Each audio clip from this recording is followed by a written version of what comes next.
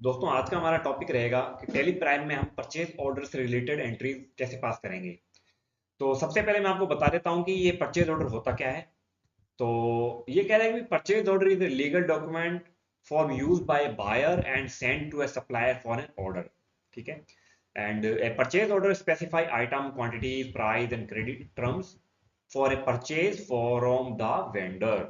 मतलब ये कह रहा है कि भाई परचेज ऑर्डर एक लीगल डॉक्यूमेंट होता है जो एक बायर द्वारा किसी सप्लायर को या वेंडर को दिया जाता है। मतलब कि जो क्रेता होता है, जो खरीदार होता है, वो क्या करता है, सप्लायर को एक परचेज ऑर्डर देता है कि भी उसको एक आइटम चाहिए, कुछ प्रोडक्ट्स वगैरह चाहिए, तो उसके एवज में वो क्या करता है, उसको एक परचेज ऑर्डर जारी कर देता है कि मुझे ये जो पीस हैं, ये जो आइटम है, मुझे इतनी इतनी मात्रा में इस रेट में मुझे चाहिए, है ना। तो जो सप्लायर होता है वो क्या करता है, अगर उस परचेज ऑर्डर को एक्सेप्ट कर लेता है, मतलब कि पहले तो वो क्या करेगा, पहले तो वो उस परचेज ऑर्डर के अकॉर्डिंग चेक करेगा कि उसके पास वो आइटम्स वगैरह अवेलेबल हैं कि नहीं। ठीक है ना। फिर वो उसको अगर एक्सेप्ट कर लेगा तो वो उसको क्या करेगा, एक आइटम को डिलीवर कर देगा रिसिप्ट नोट के बेस पे। ठीक है ना। और बाद में जब बायर के पास जो आइटम है वो चला जाएगा, वो उसको एक्सेप्ट कर लेगा, ठीक है ना, प्रोडक्ट को। तो बाद में वो क्या करेगा, जो सप्लायर होता है उसको एक परचेज वाउचर भी इशू कर देगा, है नहीं, सेल्स वाउचर भी इशू कर देगा, और बाद में उससे पेमेंट वगैरह भी रिसीव कर लेगा। बट अगर किसी कंडीशन में मान लो कि भाई if the buyer does not buy the goods then legal action can be taken on it. मतलब कि अगर मान लो कि भी बायर ने सप्लायर को परचेज ऑर्डर तो दे दिया, बाद में वो मना कर देता है कि भाई मैं अब ये सामान है वो मैं नहीं लेता, मतलब कि किसी भी रीजन की वजह से, वो जो उसने डेट मेंशन करी थी कि मेरे को मान लो 5 दिन के अंदर अंदर वो जो भी आइटम है मेरे को चाहिए, और जो सप्लायर ने उसको भेज भी दिया, अब वो एक्सेप्ट नहीं कर रहा है, तो जो बायर है उसके अगेंस्ट क्या हो सकता है कि लीगल एक्शन भी लिया जा सकता है। बट जो सप्लायर है अगर वो मना कर दे, जो परचेज ऑर्डर एक्सेप्ट करने के बाद भी कि भी नहीं मेरे पास प्रोडक्ट नहीं है, या मैं नहीं देना चाहता, आपको कोई भी रीजन है वो नहीं देना चाहता, तब उस पर कोई भी लीगल एक्शन नहीं लिया जाएगा। ठीक है। तो अब जो परचेज ऑर्डर होता है उसमें क्या क्या चीजें मेंशन करनी होती है भाई, एक तो आइटम होता है, उसकी क्वांटिटी होती है, प्राइस होता है, क्रेडिट टर्म्स होता है कि भाई कितने दिनों में आप हमें जो प्रोडक्ट है वो आप हमें दे देंगे, है ना, भेज देंगे। तो ये सारी जानकारी जो होती है हमारे परचेज ऑर्डर में हमें उनको मेंशन करके देनी होती है। तो इसकी एंट्री हम हमारे टेली प्राइम में कैसे करेंगे, चलिए देखते हैं। तो सबसे पहले हम क्या करेंगे, परचेज ऑर्डर क्रिएट करेंगे जिसकी शॉर्टकट की है कंट्रोल के साथ F9। ठीक है। और हम जो परचेज ऑर्डर वो क्रिएट करेंगे वो करेंगे मिस्टर मैसर्स बंसल कंप्यूटर्स को। कंसिस्टेंट SSD 128 GB के हमने 100 पीस उसको कहा है कि भाई आप एक 950 रुपए के हिसाब से क्या आप हमें 100 पीस दे सकते हैं। तो अगर वो एक्सेप्ट कर लेता है तो हमें क्या करेगा, एक तरीके से डिलीवरी नोट भेज देगा, और डिलीवरी नोट के बेस पे हमें क्या करना है, हमारे बुक्स ऑफ अकाउंट में उसको रिसिप्ट नोट में एंट्री पास करनी है। मतलब कि सामने वाला हमें भेजेगा डिलीवरी नोट, और हमें क्या करना है, रिसिप्ट नोट में एंट्री पास करनी होती है। वैसे ही जैसे सामने वाला बिल भेजता है हमें सेल्स बिल, बट वो हमारे लिए होता है परचेज बिल। उसके लिए तो क्या होता है, वो सेल्स होता है, और हमारे लिए वो परचेज होता है। वैसे ही वो हमें क्या करेगा, डिलीवरी नोट भेजेगा, और हम उसको हमारे बुक्स ऑफ अकाउंट में टैली में हम रिसिप्ट नोट में उसकी एंट्री पास कर लेंगे। तो ये उसका बिल नंबर है, और ये डेट है कि भाई 31 मई को हमने उसको क्या भेजा था, परचेज ऑर्डर भेजा था इस परचेज ऑर्डर के नाम पे। ठीक है। तो हम पहले इसकी एंट्री कर लेते हैं। ठीक है। तो मैं आता हूँ टैली में, और यहाँ पे मैं क्या करता हूँ, इस कंपनी को शट कर लेता हूँ। ठीक है। नई कंपनी क्रिएट करता हूँ। ठीक है। मैंने दे दिया स्टेप अप गुरु। ठीक है। और जो भी एड्रेस है अपना वो यहाँ पे हम मेंशन कर देंगे। ठीक है। पिन कोड ये आप एंट्री पहले से करके रख लेना, खाते वगैरह आप जो भी है कंपनी रख लेना। ठीक है। ताकि इसमें जो समय है हमारा जाया ना हो। ठीक है ना। तो यहाँ पे मैं GST भी फटाफट यहाँ पे मेंशन कर देता हूँ, रेगुलर लेते हुए। ठीक है। और ई वे बिल मैं देता हूँ। ठीक है। इसको एक्सेप्ट करवा देता हूँ। अब ये क्या कह रहा है कि भाई हमें क्या करना है, परचेज ऑर्डर जनरेट करना है। तो ये ध्यान रखना कि टेली प्राइम में कभी भी purchase order, receipt note, rejection out, rejection in, delivery note, इनके क्या होते हैं ना, जो वाउचर होते हैं वो पहले से एक्टिव नहीं होते, यानी कि वो इनएक्टिव हुए हुए होते हैं पहले से, उनको हमें एक्टिव करना पड़ता है। तो एक्टिव करने के दो तरीके होते हैं, एक तो होता है कि भाई आप गेटवे ऑफ टेली पे आके एल्टर में आ जाओ, और वाउचर टाइप में आके यहाँ पे शो इनएक्टिव पे क्लिक करो, और जो भी आपको और वाउचर एक्टिव करना है ना, उस पर आके आप एंटर प्रेस करेंगे और यहाँ पे देखो क्या आ रहा है, एक्टिव दिस वाउचर टाइप, इसको हम यस कर देंगे और कंट्रोल से एक्सेप्ट करा देंगे। एक तो ये तरीका है, ठीक है ना।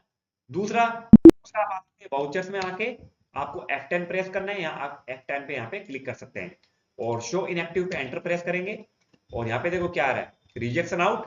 अगर आप इस पे एंटर प्रेस करेंगे पूछेगा कि आप इसको एक्टिव करने चाहते हैं या नहीं करना चाहते हैं, तो मैंने यस कर दिया तो ये एक्टिव हो गया, आ गया। ऐसे ही आप दोबारा F10 प्रेस करें और शो इनएक्टिव पे जाएं और यहाँ पे कर दें एक रिसिप्ट नॉट, तो ये रिसिप्ट नॉट भी आ गया। तो ये तीनों जो हमारे वाउचर है हमने इनएक्टिव से एक्टिव कर लिए हैं। अब हम क्या करेंगे, कंट्रोल F9 प्रेस करके हम जो हमारा परचेज ऑर्डर है वो हम एक्टिव कर लेंगे। बट मैं आपको यहीं से करके बताऊंगा, अदर्स वाउचर में आके जो हमारा परचेज ऑर्डर है यहाँ पे मैं एंटर प्रेस करूंगा, ठीक है। अब डेट क्या है भाई परचेज ऑर्डर की, 31 मई, तो F2 दबा के 31/5 डाल दूंगा, ठीक है। और परचेज ऑर्डर नंबर है हमारा BCPO001, इसको कॉपी करूंगा और उससे पहले मैं पार्टी अकाउंट नेम क्रिएट कर लूंगा बंसल कंप्यूटर के नाम से, और सन्ड्री क्रेडिटर में लेते हैं इसका मैं एड्रेस डाल दूंगा, ठीक है। अगर उसका मोबाइल नंबर है आपके पास तो डाल दें, ठीक है। सारी डिटेल आप भरते हैं रेगुलर लेते हुए इसको, ठीक है ना, एडजस्ट करवा देता हूं। ये हो गया। अब यहाँ क्या मांग रहा है, देखो यहाँ मांग रहा है कि आप बंसल कंप्यूटर को पेमेंट किस हिसाब से करोगे। मान लो ऑर्डर एक्सेप्ट हो जाता है और जब पेमेंट करने की बारी आती है तो हमने उसको लिखा है कि भी हम आपको कैश में पेमेंट कर देंगे। अगर कैश में नहीं हो पाता है तो हम आपको कर देंगे ऑनलाइन या चेक के थ्रू, ठीक है। और यहाँ पे हम डिस्पैच थ्रू डाल देंगे कि भी हम कैसे आपको मतलब कि जो भी हमारे पास मान लो आ जाता है प्रोडक्ट तो हम कैसे रिसीव करेंगे आपसे, हम क्या करेंगे। तो हम जानते हैं कि भी हम डिस्पैच करेंगे बाय वैन, के भी हम वैन आपके पास भेज देंगे, आप क्या करना जो भी हमारा आइटम है वो आप हमें भेज देना, ठीक है। डेडिनेशन के भी हमारा जो प्रोडक्ट है जो हमने मंगाया है हम कहाँ से हैं, कहाँ आना चाहिए, तो हमने डाल दिया छत्तरगढ़, ठीक है। और अगर आपके पास कोई कैरियर नेम या एजेंट है उसका नाम आप डाल सकते हैं, अदरवाइज स्किप कर सकते हैं। फिर आ रहा है bill of landing LR RR number, ठीक है ना, बिल्टी नंबर वगैरह होता है ना वो हमें यहाँ पे डालना होता है, ठीक है। पर ऐसा कुछ नहीं है, यहाँ पे हम स्किप करके यहाँ पे जो भी हमारा वैन का जो नंबर है, ठीक है, वो हम यहाँ पे मेंशन कर देंगे, ठीक है। और यहाँ पे मैं क्या करूंगा, अब जो भी हमारा ऑर्डर नंबर है ना, वो हम यहाँ से कॉपी कर लेंगे और यहाँ पेस्ट कर देंगे, ठीक है। परचेज का लेजर भी बना लेंगे, ठीक है। एज पर कंपनी ग्रुप लेते हुए गुड्स लेते हुए हम इसको एक्सेप्ट करवा लेंगे। और जो हमारा आइटम है क्या है, कंसिस्टेंट 128 GB SSD, इसका खाता खोल लेंगे, ठीक है। HF रिपोर्ट और उसका GST डिटेल वगैरह भी हम फिल कर लेंगे, यूनिट्स वगैरह, पीस और UQC यूनिट क्वांटिटी कोड, ठीक है ना, इसको एक्सेप्ट करवा लेंगे।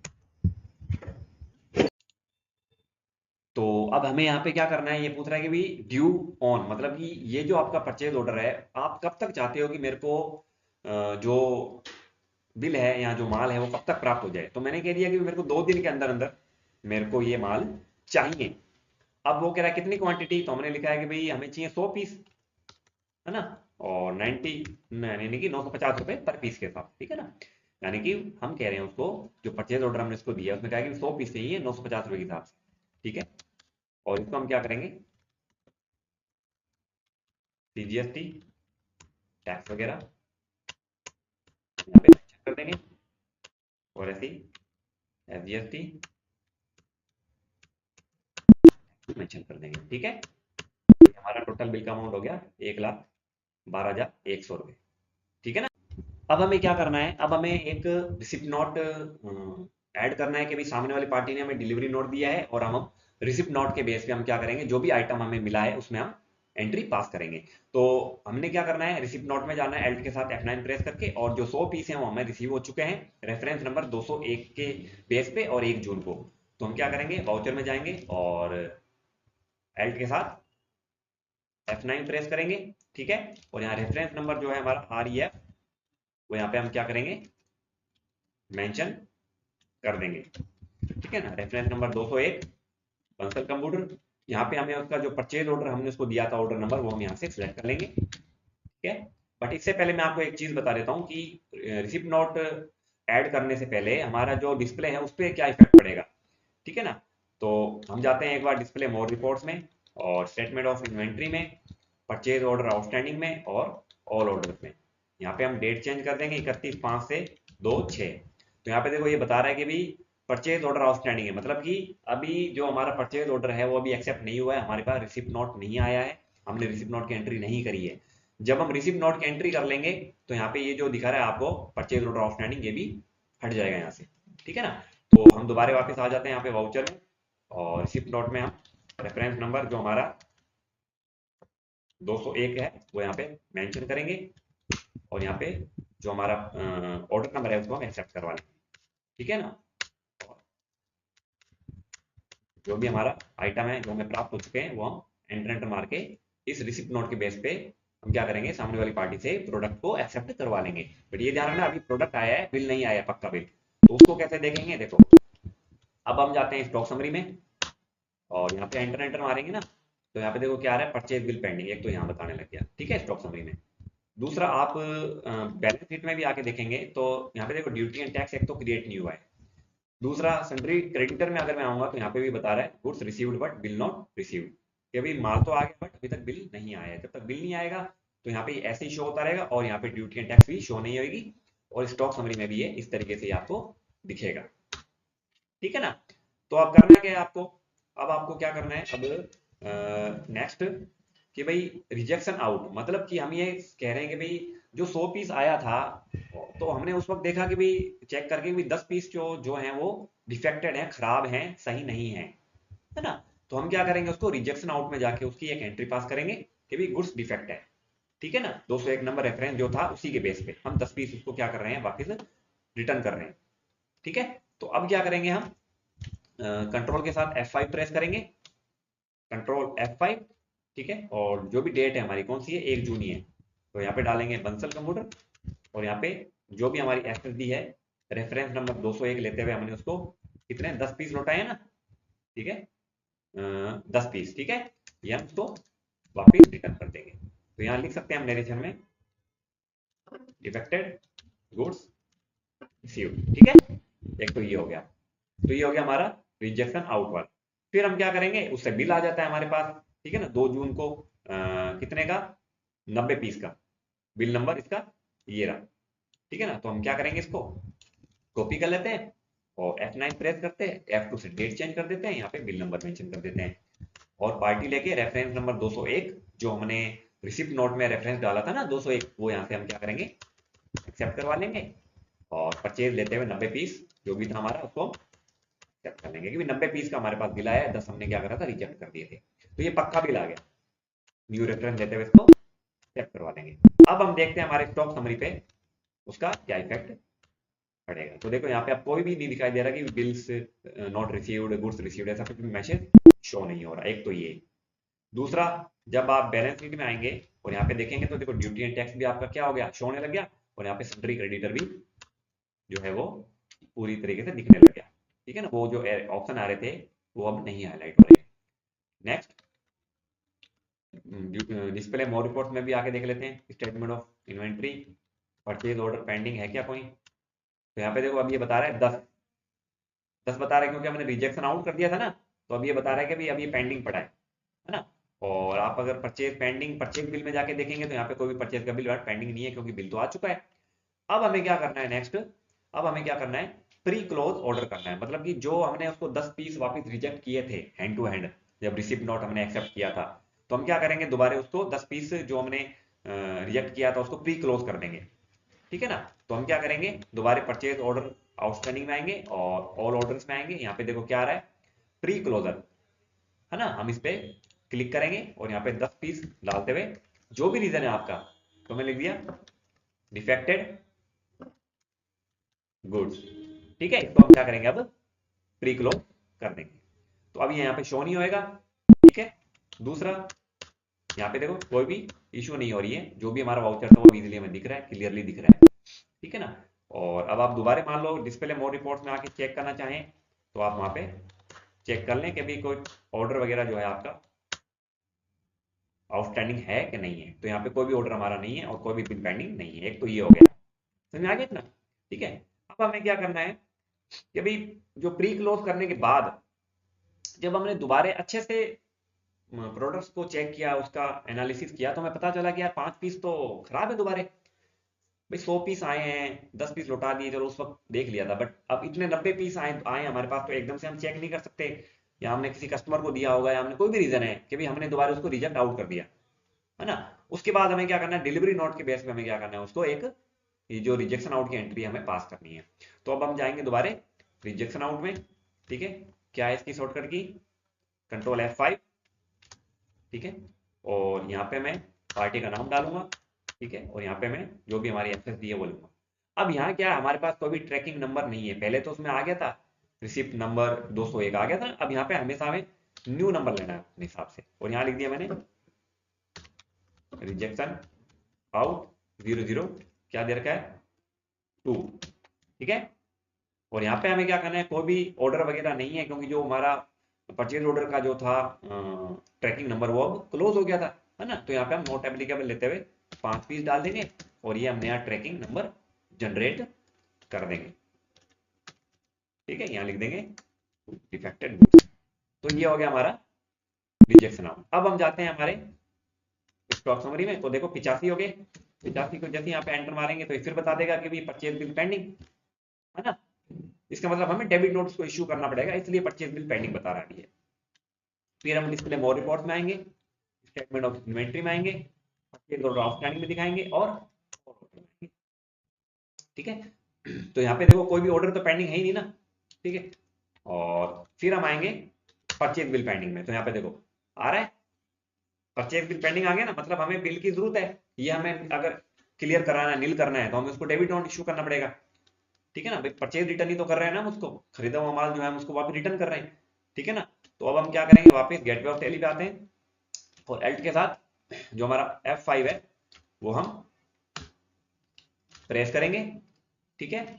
और फिर हम क्या करेंगे, उसको जो डिफेक्टिव गुड्स है उसको हम रिटर्न कर देंगे डेबिट नोट के बेस पे। तो यहाँ ले लिया मैंने बंसल कंप्यूटर, और यहाँ पे देखो जो ट्रैकिंग नंबर आ रहा है, जो मैंने रिजेक्शन आउट में नया ट्रैकिंग नंबर ऐड किया था ना, वो यहाँ पे रिजेक्शन आउट 002 ये ऐड हो गया है ना। और अगर आप ओरिजिनल इनवॉइस नंबर भी देना चाहो तो आप वो भी दे सकते हो, कि भाई ओरिजिनल इनवॉइस नंबर क्या था उसका, उसका ओरिजिनल इनवॉइस नंबर था ये, सॉरी ये था, हाँ, है ना, यही तो था। तो इसको अपन यहाँ पे भी डाल सकते हैं। और डेट क्या थी माल आने की, माल आया था हमारा 2 जून को ही। ठीक है ना, ये भी आप डाल सकते हो। ठीक है। और यहाँ पे ले लेंगे परचेज, और यहाँ पे जो हमारा रिजेक्शन आउट का जो हमारा ट्रैकिंग नंबर था वो भी हम यहाँ से क्या करेंगे, एक्सेप्ट करवा के CGST और SGST लेते हुए इसको एक्सेप्ट करा लेंगे। और यहाँ पे हम डाल देंगे प्रोवाइड GST डिटेल, के भी हम उसको रीजन क्या कर रहे हैं, क्यों इश्यू कर रहे हैं इसको, तो ये सेल्स रिटर्न है उसके लिए, है ना। और यहाँ पे उसका सेल्स रिटर्न की हम जो भी उसने जो हमें सेल्स रिटर्न दिया है, या उसने हमें जो क्रेडिट नोट इश्यू किया है, वो हम यहाँ क्रेडिट नोट नंबर डाल देंगे और डेट डाल देंगे। ठीक है। और यहाँ पे हम क्या करेंगे, अगेन रेफरेंस लेते हुए इसको एक्सेप्ट करवा लेंगे। ठीक है। अब हम देखते हैं स्टॉक समरी में जाके, तो ऐसा कुछ भी नहीं आ रहा है। अलग अलग दोनों बिल शो करने लगे कि परचेज किया था 90 पीस, फिर 5 हमने क्या कर दिया, रिजेक्शन आउट से हमने आउट कर दिए, और उसकी एंट्री डेबिट नोट में डाल के हमने क्या करा, उसको एक्सेप्ट करवा लिया। तो अब टोटल हमारे पास स्टॉक कितना है, 85 है। ठीक है। अब अपन बैलेंस शीट में चेक करें, तो देखो यहाँ पे भी बैलेंस शीट में अपन को सारा कुछ अलग से मेंशन होने लग गया कि भाई 90 पीस खरीदे, 5 पीस लौटा दिए। और जो हमारा GST का था वो भी क्या हुआ, कम हो गया, है ना। और फिर आप डिस्प्ले मोर रिपोर्ट्स में भी आके आप देख सकते हो कि कोई पेंडिंग है या नहीं है। तो परचेज ऑर्डर आउटस्टैंडिंग में आके आप चेक कर लो, तो कोई भी पेंडिंग नहीं है, और बिल भी कोई भी पेंडिंग नहीं है। फिर हमें क्या करना है, फिर उसको पेमेंट कर देनी है ना। तो हम क्या करते हैं, पेमेंट वाउचर में आते हैं। ठीक है। और बंसल कंप्यूटर डालते हैं 95 285, अगेन रेफरेंस लेते हुए यहाँ पे मैं कैश कर देता हूँ। अभी हमारा फिलहाल कैश माइनस में जा रहा है, क्योंकि हमने तो देखो कैपिटल वगैरह तो नहीं लगाई ना, तो माइनस में जाएगा। ठीक है ना। तो हम इसको एक बार यूं ही नेगेटिव वार्निंग के हिसाब से इसको करवा लेते हैं। ठीक है। अब बैलेंस शीट में आ जाइए। ठीक है। तो हमारा कैश इन हैंड क्या हो गया, है ही नहीं हमारे पास। ठीक है ना। तो ये देखो यहाँ पे क्या हो गया, कैश इन हैंड हमारा आना चाहिए था एसेट साइड में, वो आ गया लाइबिलिटी साइड में। और जो ड्यूटी एंड टैक्स थी होनी चाहिए थी हमारी लायबिलिटी साइड में, होगी एसेट साइड में। ऐसा क्यों होता है? क्योंकि हमने क्या है ना तो कैपिटल लगाई, ना कैश लगाया, ना बैंक में पैसा ट्रांसफर किया, कुछ नहीं किया है। सीधा बस नेगेटिव स्टॉक या नेगेटिव बैलेंस लेते हुए हमने उसको एक्सेप्ट करवा दिया। तो इसलिए यहाँ पे क्या हुआ है, एसेट लायबिलिटी साइड में आ गया और लायबिलिटी एसेट साइड में आ गया। ठीक है, तो कुछ इस तरीके से हम क्या कर सकते हैं, परचेज ऑर्डर रिजेक्शन इन या rejection out, receipt note, debit note और प्री क्लोज ऑर्डर की एंट्रियां पास कर सकते हैं। ठीक है, तो नेक्स्ट वीडियो में मैं आपको सेल्स ऑर्डर के प्रोसेस को भी बता दूंगा कि सेल्स ऑर्डर हमें कैसे करना होता है, कैसे हमें सारी एंट्रियां करनी होती है।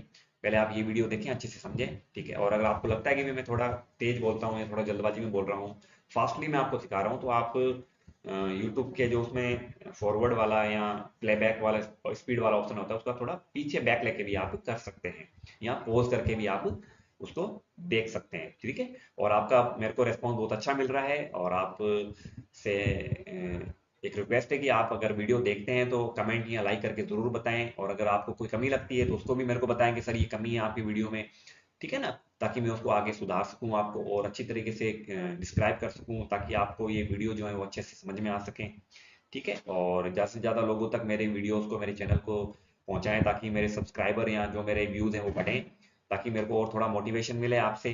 ठीक है ना, और मिलते हैं आपसे नेक्स्ट वीडियो में। आपके प्यार और स्नेह के लिए बहुत बहुत धन्यवाद।